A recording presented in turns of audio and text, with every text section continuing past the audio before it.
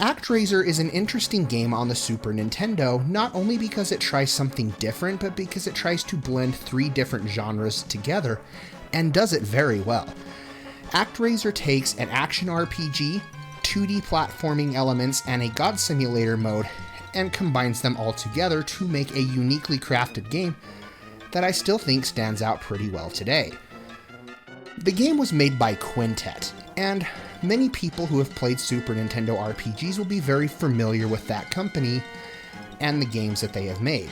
They would go on to make such games as ActRaiser, Robotrek, Illusion of Gaia, and the ever-popular Terranigma. The company made a name for themselves back on the Super Nintendo. It was made up of a couple of people who left Falcom and created their own studio.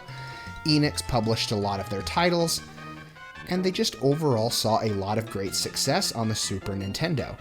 They would also have, working on the soundtrack, Yuzo Koshiro, who worked on the soundtracks for Ys 1 and 2, a beautifully composed soundtrack for ActRaiser, and Ys is an excellent soundtrack as well. He of course would go on to work on such titles as Streets of Rage and many other games during his career. But is ActRaiser worth playing today? Is it a game that you should check out? Well, sit back, relax, subscribe to the channel for more reviews just like this one, and let's find out as we review ActRaiser for the Super Nintendo.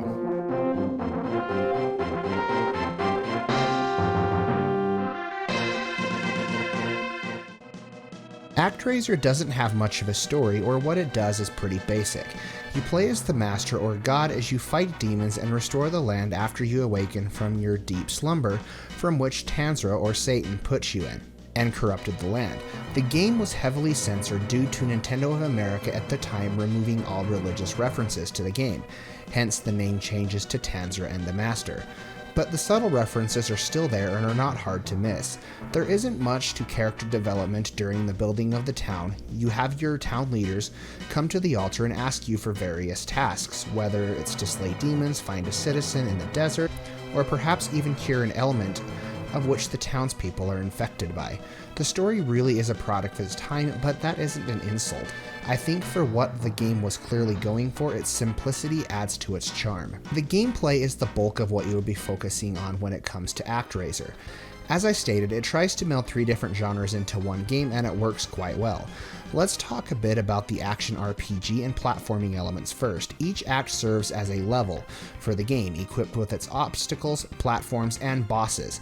Completing these segments will allow you to start building your land. Each area also has two acts, or two of these side-scrolling areas, and in order to progress through the town's development, you will have to beat both acts to do so. Platforming is pretty basic, feels responsive and precise. You have a basic sword attack used to hit enemies and will be able to crouch and jump to avoid different projectiles from enemies. The enemies have a pattern to them, and it felt rewarding to learn, but never brutally punishing or unfair. I messed up, it was my fault because I got impatient or simply made the wrong move. This also translates well into the bosses, and I'd argue they are some of the most fun the game has to offer. Each boss is constructed to have a set of different moves you must dodge in order to defeat them. You're also able to use magic, which is acquired by helping various towns. I found Stardust the most easy to use because it would lay waste to almost all bosses, making it a necessity when you were low on health. Overall, I've got to say the platforming was really fun. Each level also had a unique design, adding to the different areas of the game that you would explore. Let's talk about the third part of its gameplay, the God Simulator. During this mode, you will direct your villagers to build their city. It's pretty straightforward as you'll be able to select the build command and pretty much tell them where to build.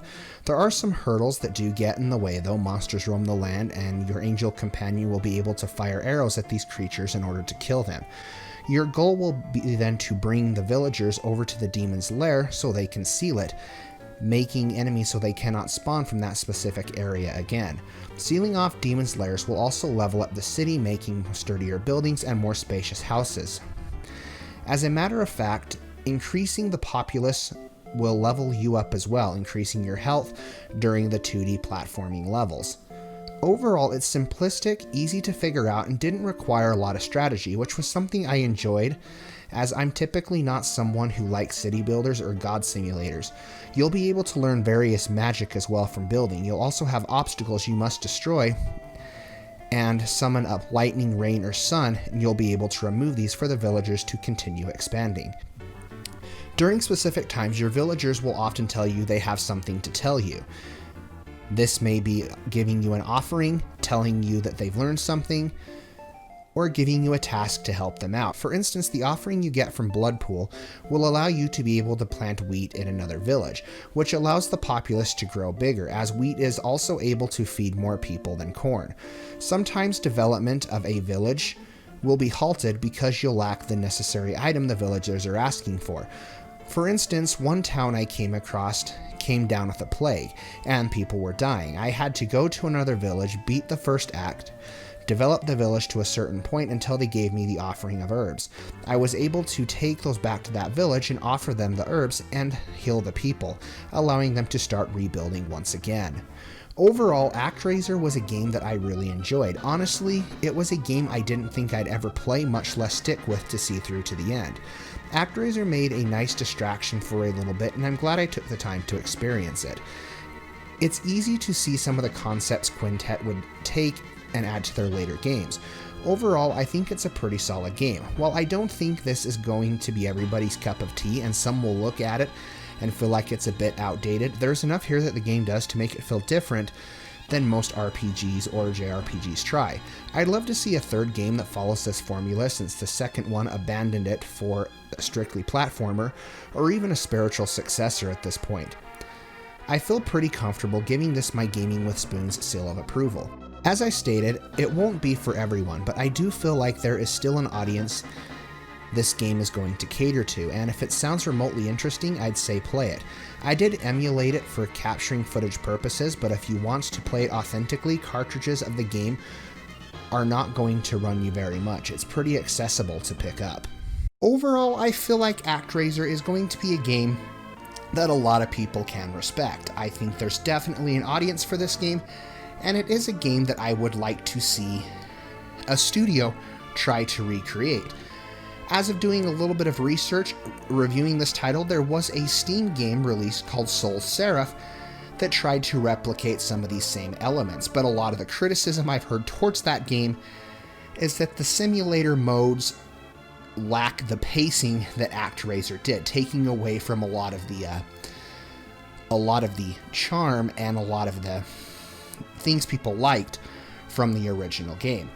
I might check it out one of these days and see if it's worth it, but right now I am content with playing just ActRaiser. If you haven't done so already, hit subscribe, ring that bell notification, stay up to date with all things RPG, JRPG, and just gaming related. And most importantly, stay happy, be happy, game happy. Spoons is checking out.